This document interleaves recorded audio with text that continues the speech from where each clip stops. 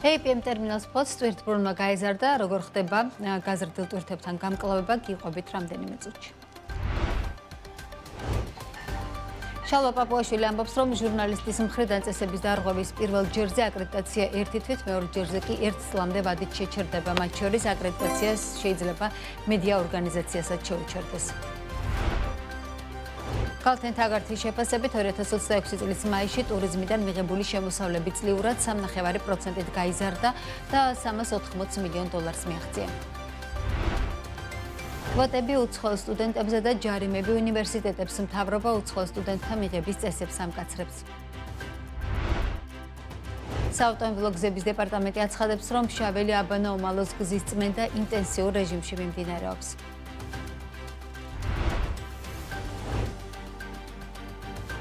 მოგესალმებით, ეს BMG რეგიონის სამყარო ბიზნეს მედია სააგენტო საქმიანობებს BMG-ს გუნდთან ერთად ნინო ტაბატაძე წარმოგიდგენთ. ახლო აღმოსავლეთის კრიზისის ფონზე სატვირთო გადაზიდვები ძვირდება, მსოფლიო საკონტეინერო ინდექსი ერთ კვირაში 23%-ით გაიზარდა და 40 ფუტიან კონტეინერზე $3,433 შეადგინა, რაც 2025 წლის 12 ივნისის შემდეგ რეკორდული მაჩვენებელია. მთავარი მიზეზი პიკური სეზონის უჩვეულოდ ადრე დაწყება, რამაც საზღვაო მარშრუტებზე მოთხოვნა და ფასებიც გაზარდა. გაძვირების მიზეზებს შორის არის წითელი ზღვის გადაუჭრელი კრიზისი, რის გამოც გემები იძულებული არიან შემოვლითი გზით იარონ, ასევე ახლო აღმოსავლეთის კრიზისის ფონზე გაძვირებული საწვავი და დამატებითი მოსაკრებლები. ფასების ყველაზე დიდი ნახტომი ტრანსწყნარი ოკეანურ და აზია-ევროპის მარშრუტებზე ფიქსირდება, მაგალითად შანხაიდან ლოს-ანჯელესის მიმართულებით ტარიფები 31%-ით გაიზარდა, ხოლო ნიუ-იორკამდე გადაზიდვის ფასმა $5,500-საც გადააჭარბა.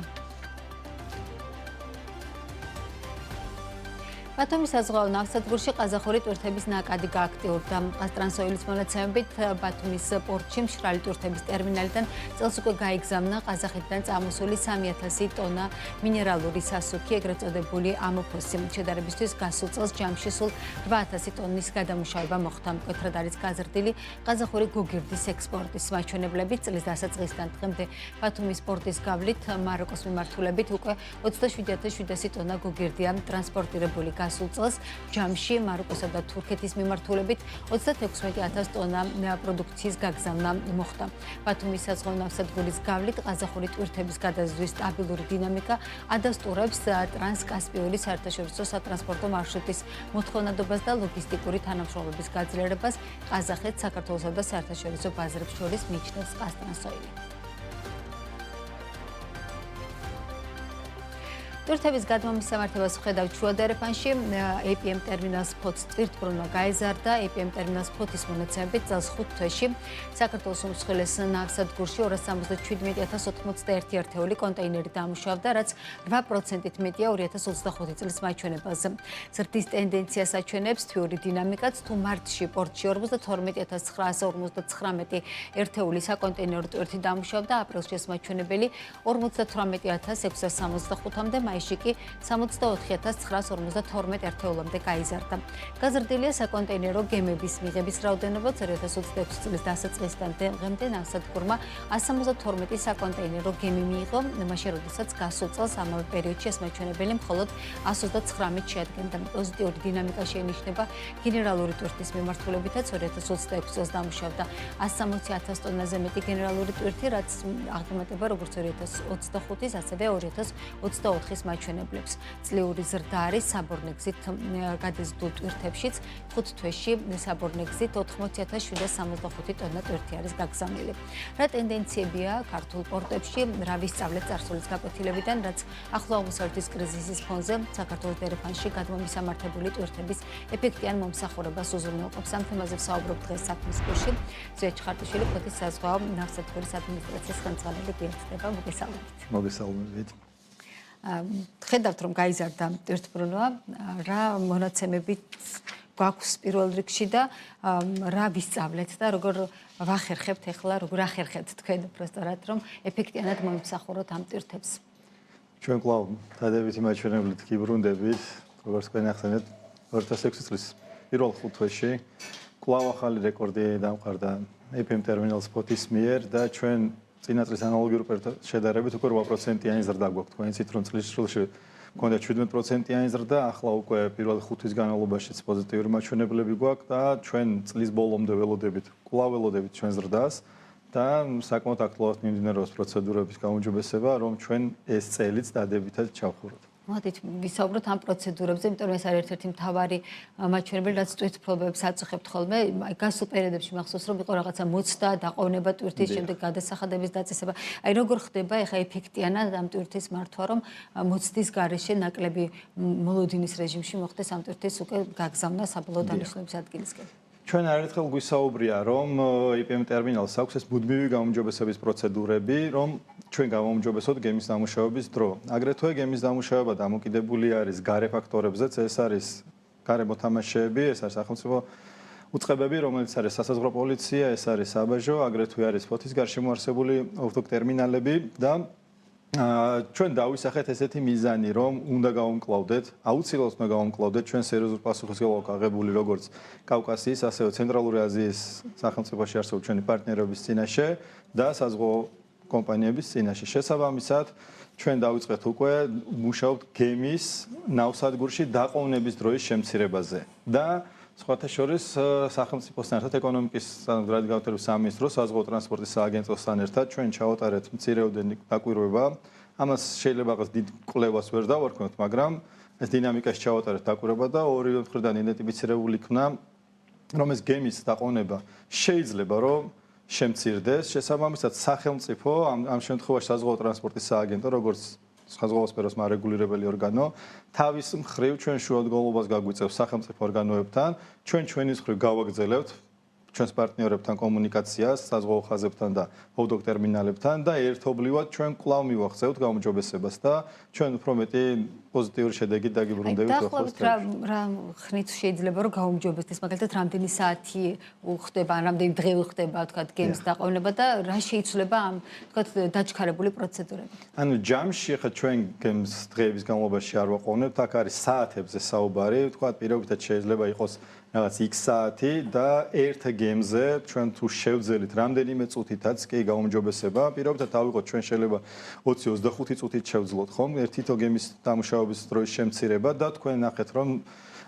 თქვენს პრეს-რელიზში იყო რომ გემების რაოდენობაა გაზრდილი. თუ გემების რაოდენობა იზრდება ისედაც და დამუშავების დრო მცირდება, ჯამში ჩვენ მივიღებთ სერიოზულ ცვლილებაზე და ჩვენთვის დაახლოებით 10-12%-იანი ზრდა კვლავ რომ ვაჩვენოთ, ხო? უკვე ამ ნაკადის გამკლავებას შევძლებთ, რაც ჩვენ წლის წრეში გვაქვს დაგეგმილი რომ მივიღოთ. დიახ.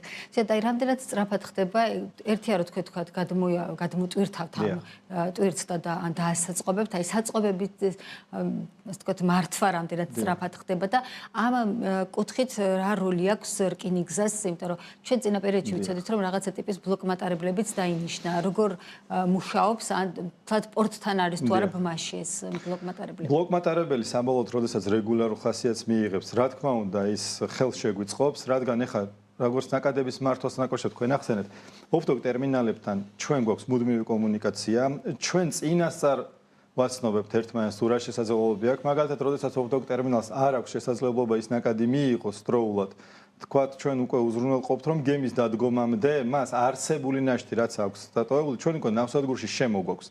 ანუ იმ ნაშთს ჩვენ უთავისუფლებთ რომ უკვე ახალი გემის კონტეინერები მიიღოს. აგრეთვე თუ თქვა ბლოკმატარებელი რეგულარულ ხასიათს მიიღებს, თქვენ ნახეთ რომ რამდენიმე თვის წინ ჩვენ მქონდა გახსნის ცერემონია და ოფიციალურად გავხსენეთ ბაქოფოთის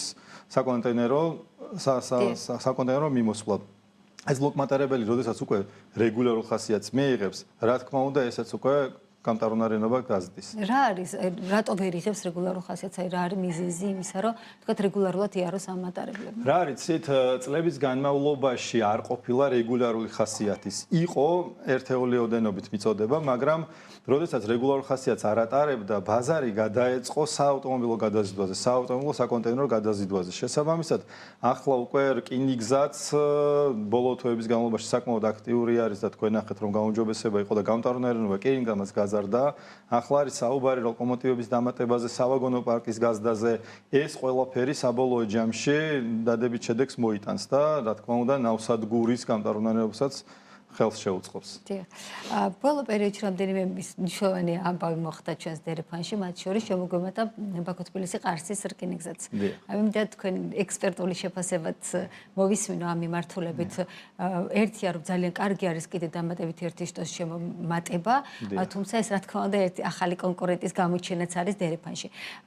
მინდა თქვენი შეფასება, როგორ შეიძლება რომ სინქრონი აეწყოს ისე რომ თქვენ სპორტებმა წარმატებულად იოპერიროთ, თქვენი ტვირთები მიიღოთ და პარალელურად დაიტვირთოს ეს გზაც. რა მოლოდინები გაქვთ და რა ვადებში უყურებთ ამ თქვათ იგივე ამ გზით დატვირთვას? ჩვენ როგორც ნავსადგური პოზიტიურად უყურებთ და თქვათ არა მხოლოდ როგორც დაინტერესებული ვიწყებ, ახლა როგორც თქვათ პორტი, რომელიც შეიძლება თulis რომ რაღაც ალტერნატივა როდესაც გამოჩნდება, რაიმე საფრთხეს შეეძენს. არა, ჩვენ ყოველთვის ვიძახდით, რომ ჩვენი კვლევებით საკმაოდ დიდ ოდენობაზეა საუბარი, როგორც ჩინეთიდან ევროპაში მისაწოდებელი კონტეინერების რაოდენობის გადმომისამართების კუთხით, აგრეთვე ცენტრალური აზიიდან განსახორციელებული საექსპორტო ტვირთები. ამიტომ ჩვენ უნდა რაც მეტი განტარუნარება უნდა იყოს მეტი, ეს არის ერთ-ერთი განშტოება იმ ძირითადის, რასაც ჩვენ ვეძახით შუა დერეფანს. ანუ თუ თქვათ ფოთი არის როგორც ყველაზე დიდი ნავსადგური, რომელიც ემსახურება შუა დერეფანს შავ ზღვაზე, ეს განშტოება, ეს არის უკვე სარკინიგზო განშტოება. რა თქმა უნდა, როდესაც გაიზრდება ჯამური გამტარუნარიანობა, ტვირთის რაოდენობა გაიზრდება. და ვთქვათ, როდესაც ტვირთის რაოდენობა გაიზრდება, ის წილი, რომელიც სპორტებისკენ წამოვა, ის პროპორციულად გაიზრდება და ვთქვათ, ეს განშტოება, რომელიც არის ბაქო-თბილისი ყარსის შეობით აგრეთვე მასაც დაემატება უკვე დამატებითი მოცულობები. ანუ ჯამში ეს არის პოზიტიური. ჩვენ არ უყურებთ მაგას როგორც კონკურენცია, იმიტომ რომ პორტი მაინც სხვა ტვირთებს ემსახურება და თქვათ ეს ბაქო-თბილისი ყარსის სხვა ტვირთების მომსახურე, თქვათ, განშტოება იქნება როგორც სარკინიგზო განშტოება. თქვენ წინა პერიოდში აქტიურად მუშაობდით იმაზე, რომ საკონტეინერო ტვირთები წამოგიღოთ, მომხდარიყო ტვირთების კონტეინერიზაცია შუა აზიიდან წამოსულიყო. რა ეტაპზე არის ამ მიმართულებით ნაბიჯები და რამდენად თქვათ სწრაფად ხდება ხოლმე ამ ტიპის ინიციატივების მერე რეალობაში გადმოთარგმნა? გარკვეული სახის გაუმჯობესება უკვე გვაქვს, ეს თვითონ პროცესი, როგორც ასეთი კონტეინერიზაცია უკვე პოპულარული ხდება ცენტრალურ აზიაში. ბაზარზე მიდის ადაპტირება ნელ-ნელა, რადგან ცენტრალურ აზიის ქვეყნებს არ ახასიათებთ რაღაცა ეს სწრაფი გადაწყვეტილებების მიღება, რაიმე არსებული მეთოდის შეცვლის მიზნით. შესაბამისად, ჩვენ კვლავ ვაგრძელებთ მათთან მჭიდრო კომუნიკაციას. ცვლილება არის პოზიტიურად არის, ნაკადებსაც ეთყობა რომ მომატებული არის. ახლა დარჩა ერთი რამ, აი იგივე რაც თქვათ, მე ვთქვი, ბლოკმატარებელთან მიმართებით, ხო? აგრეთვე არის გასაუმჯობესება, აი როდესაც უკვე სავაგონო პარკი გაიზრდება, როდესაც უკვე ლოკომოტივის რაოდენობა გაიზრდება, როდესაც საზღვრის კვეთის პროცედურები უკვე გამარტივდება, ერთიანი გამჭოლი ტარიფი იქნება, მათ უკვე ექნებათ მოლოდინი, რომ ეს არის უკვე სტაბილური. როდესაც საზღვაო ხაზი უშვებს კონტეინერს ცენტრალურ აზიაში, არ უნდა იყოს ბრუნვის დრო, დაახლოებით 2 თვე, 3 თვეში არ უნდა ბრუნდებოდეს კონტეინერი. რა თქმა უნდა გაიზარდოს რაოდენობა, მაგრამ დრო უნდა შემცირდეს. თუ დრო შემცირდება და სტაბილური იქნება და რეგულარულ ხასიათს მიიღებს, მაშინ აუცილებლად იქნება დაინტერესება, რადგან საქართველოს ბაზარზე ფოთის ნავსადგურში წარმოდგენილი არის აბსოლუტურად ყველა საზღვაო ხაზი. მსოფლიოში ყველა ტოპ 10 საზღვაო ხაზი წარმოდგენილი არის ფოთის საზღვაო ნავსადგურში. თქვენ წარმოედგინათ, როდესაც ეს რეგულარულ და სტაბილურ ხასიათს მიიღებს, რამხელა დაინტერესება იქნება, რომ მათ კცარიელი კონტეინერები, თუნდაც დატვირთული კონტეინერები უშუალოდ ცენტრალური აზიის მიმართულებით გაატარონ. თავარი რაც ამას აფერხებს, იმიტომ რომ ხშირად საუბრობთ ხოლმე ამ თემაზე, ჩემ და სამწუხაროდ, უბრალოდ შედეგები ნაკლებად სწრაფად ხდება ხოლმე, ვიდრე ჩვენ ვსაუბრობთ. თავარი შემოფერხებელი არის ის, რომ თქვათ არ გვყავს სათანადო ლოკომოტივები, არ გვაქვს თქვათ სათანადო ვაგონების პარკი, თუ არის რაღაცა პოლიტიკური გადაწყვეტილებები, მისაღები ამ რთულ ჯაჭვში. დავიწყოთ უშუალოდ ტექნიკურ ნაწილით. ერთი არის რომ ეს ლოკომოტივები და სავაგონო პარკი რაც ვახსენე, ეს არის ნაწილობრივ თქვათ ჩვენთან ერთად შეიძლება აზერბაიჯანსაც ჰქონდეს და ყაზახეთსაც ჰქონდეს, მაგრამ მათ უფრო მეტი აქვს შესაძლებლობა, რაც წლიდან წლამდე იზრდება, მაგრამ მეორეა კიდე აგრეთვე ნავსადგურების ვატყობ. აი ხა მაგალითად კურიკის ნავსადგურში, ბაქოს ნავსადგურში არის დაგეგმილი სერიოზული პროექტების განხორციელება, რადგან მათ ბუნებრივად აქვს პრობლემა, თქვათ წყალი იკლებს წყლის დონე იკლებს კასპიაში და რაც შეიძლება მეტად უნდა იქნას დამუშავება პროცესების, როდესაც უკვე ინვესტიციები ჩაიდოს, თქვენ ნახეთ რომ 2 გემი უკვე შეკვეთილი, სპეციალურად ადაპტირებული რომ იყოს კასპიის ზღვაზე. აგრეთვე კურიკის სპორტში არის საუბარი, აქტაუს სპორტშია საუბარი ინვესტიციებზე თურქმენეთში, ისედაც არის ინვესტიცია ჩადებული, მან უკვე პოლიტიკური ნაწილია დარჩენილი, მაგრამ რაც შეეხება პოლიტიკურ ნაწილს, აქაც სერიოზული ყურადღება მისაქცევი, რომ ერთიანი გამჭოლი ტარიფი იყოს და ერთიანად იყოს ეს დერეფანი წარმოდგენილი და არა ცალ-ცალკე. როდესაც ერთიანი ტარიფი იქნება, რეგულირება იქნება და უკვე ნება იქნება, მაშინ საერთოდ სხვადასხვას მიიღებს და ეს ალტერნატიულიდან უფრო აი კონკურენტუნარიანი გავხდებით ჩვენი დერეფანი. ახლა არის უფრო სამთავრობო კომპანიები ჩართული და მე უკვე ეს უკვე გაუხსნის გზას კერძო კომპანიებს და აი კერძო კომპანიები როდესაც ჩაერთვებიან და კონკურენცია მოიმატებს, ეს უკვე იქნება სტაბილურად კონკურენტუნარიანი დერეფანი. დიახ. მოდით ვისაუბროთ იმაზეც, თქვენ ახლა ახსენეთ, რომ მაგალითად ბაქოში, კიურკის სპორტში, იგივე ყაზახეთში რაღაცა ტიპის ინვესტიციები იდება. ჩვენ დერეფანში თქვენ უშუალოდ APM-ის ნაწილში რა ნაბიჯების გადადგმას აპირებთ იმისთვის, რომ თუნდაც დაღრმავების გარეშე, რომელიც სამწუხაროდ არ გამოგვდის ჯერჯერობით, პროცესების მეტად გააქტიურება შეძლოთ. იმიტომ რომ როგორც ხედავთ ეს კრიზისები, რომელიც ჩვენს გარშემო არ და გეოპოლიტიკური ვითარება, ასე თუ ისე ამ ტვირთს მაინც ჩვენ დერეფნისკენ უბიძგებს და მოდის. არ გამოგვდის, ასე ვიტყოდი რომ გამოგვივა. ძალიან ბევრი იდეა მუსირებს საერთოდ წლების განმავლობაში, მაგრამ ფოთის სპორტი ყოველთვის იყო, არის და იქნება ერთ-ერთი ძირითადი და ყველაზე დიდი ნავსადგური. მე დარწმუნებული ვარ, რომ საბოლოო ჯამში ფოთში განხორციელდება ის ინვესტიცია, როდესაც ფოთს ექნება ღრმაწლოვანი პორტი. და ეს არის სასიცოცხლო აუცილებელი არა მხოლოდ საქართველოსთვის, არამედ ჩვენი რეგიონისთვის. თქვენ ნახეთ, რომ ამ ხელ გეოპოლიტიკური ცვლილებები არის ჩვენს რეგიონში, აქ უკვე საუბარი არ არის, რომ თქვათ ერთ წერტილში აშენდეს საქართველოში პორტი თუ მეორე წერტილში, აქ უკვე საუბარი არის, რომ ალტერნატივები იხსნება. იხსნება ალტერნატიული მიმართულებები იგივე როგორც ჩვენ ბაქო-თბილისის ხარსი ვახსენებთ, ეს არის გაგრძელება და ეს არის თქვათ ერთი განშტოება. აგრეთვე ერთ-ერთი ყველაზე დიდი განშტოება შეიძლება უახლოს პერიოდში განხორციელდეს. ეს არის თქვათ ჩვენს ტრიპ კორიდორს რაც ეძახიან ზანგეზურს, როდესაც ვეძახით ჩვენ ყოველთვის. ანუ აქ უკვე სხვა პროცესები დაიწყო. აქ ჩვენ აღარ გვაქვს იმის ფუფუნება, რომ ას და ბეს შორის გავაკეთოთ არჩევანი. ეს უნდა იყოს აუცილებლად დაჩქარებული ტემპებით. და მე დარწმუნებული ვარ, რომ ეს იქნება ფოთის საზღვაო ნავსადგური. და ვიდრე ის იქნება რაიმე ტიპის აქტივობები თუ გაქვთ წელს დაგეკმილი ეს ამაზე რომ ვისაუბროთ. წელს არის პირველი რაც თქვი ამ პროცედურების გაგრძელება საზღვაო ტრანსპორტის სააგენტოსთან და სახელმწიფო წყებებთან ერთად რომ ჩვენ ნავსადგურში გემების დამუშავების დრო და დაყოვნების დრო შევამციროთ.